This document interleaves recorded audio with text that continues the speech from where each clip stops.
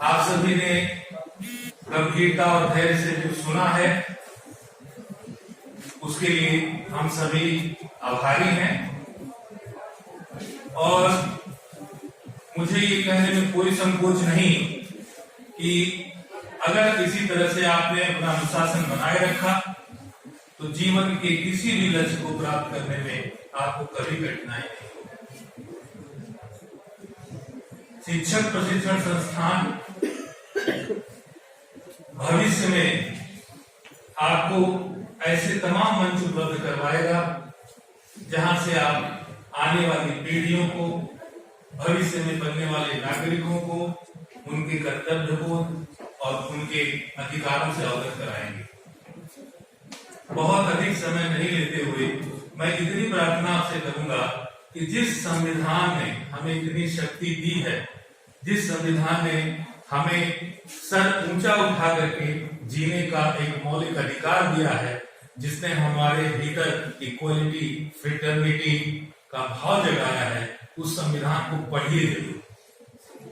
और जब तक हम उस संविधान को पढ़ेंगे नहीं तब तक हम उसकी गरिमा को केवल अंश में ही समझ पाएंगे। तो आप सभी विद्यार्थी हैं, शिक्षक प्रशिक्षु हैं, एमएड के विद्यार्थी हैं, उन सबसे मैं आग्रह करूंगा आप सबके पास अपनी एक खुद की संविधान की बुक होनी चाहिए जिसको आप स्टडी कर सके, इस भारत के प्रारूप को समझ सके, क्योंकि शिक्षक जो होता है वह नेतृत्व करता भी होता है। और बहुत सारे शिक्षक ऐसे हुए हैं जिन्होंने इतिहास में अगर हम देखें तो उन्होंने बहुत अच्छा नेतृत्व किया है और वह तभी संभव है जब हम अपने संविधान से परिचित हैं। 2-3 मौलिक बातें हैं जिनको कहना चाहूंगा। संविधान सभा में जब संविधान पर चर्चा हो रही थी, नियम कानून बनाए जा रहे थे, उस समय भारत की स्थिति बहुत अच्छी नहीं थी।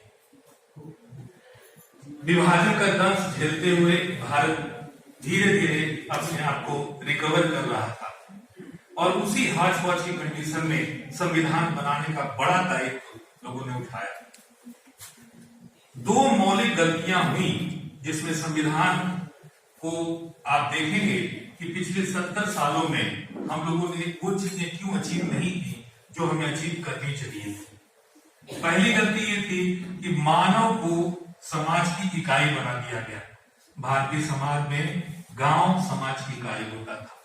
गांव जो था उसको ये कह करके नकार दिया गया कि it's sunken in ignorance, it's sunken in annoyance and it's mean manipulation।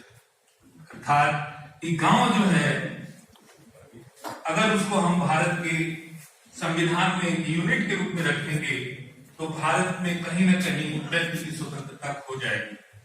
और यही एक पॉइंट है जिसमें मैं आप सबका ध्यान आकर्षित करवाना चाहता हूं। इस बात को बहुत गंभीरता से समझें। समाज में हो रहे जो भी परिवर्तन है, जो परिवर्तन अच्छे के लिए हो रहे हैं वह सबके लिए ग्राह्य है। बहुत सारी चीजें ऐसी हैं जो नहीं भी होनी चाहिए, वो भी बहुत तेजी से हो रही है।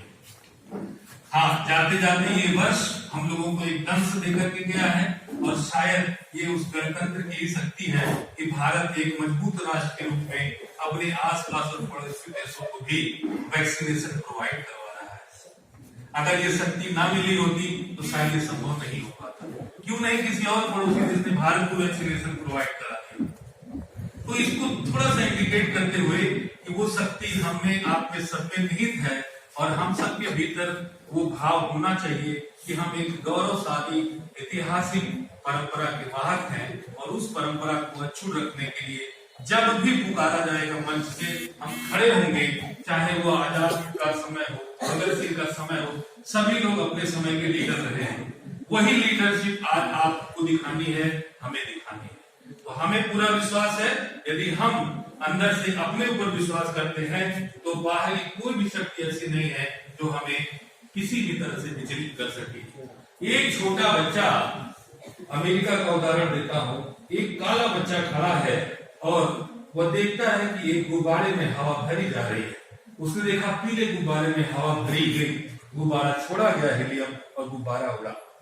लाल में गुब्बारे में हवा भरी गई, छोड़ा गया, उड़ा। हरे में भरी गई, छोड़ा गया, उड़ा।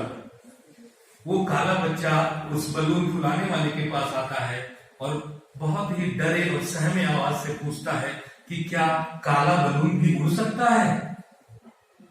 क्या काला बलून भी उड़ सकता है? उस गुब्बारे वाले ने हंसते हुए कहा, मेरे बच्चे, कोई भी बलून उड़ सकता है, बाहर क्या है इससे मतलब नहीं है, अंदर क्या है इससे मतलब है। तो उस भाव को अगर आप व्यवहार करते हैं तो मुझे नहीं लगता कि एक शिक्षक से बड़ा ज्ञानी, समाज को दिशा देने वाला और अपनी जिजीविषा से लोगों को प्रेरित करने वाला दूसरा कोई व्यक्ति हो सकता है। हम आचरण और उदाहरण से जिएंगे और हम वो करके दिखाएंगे। और इसी के साथ मैं पूरी महाविद्यालय परिवार की तरफ से आप सभी को पुनः धन्यवाद देता हूं, अभिनंदन करता हूं, वंदन करता हूं। आप लोगों ने इस कार्यक्रम को सराहनीय और एक अच्छी तरीके से पूरा किया, इसके लिए बहुत बहुत धन्यवाद।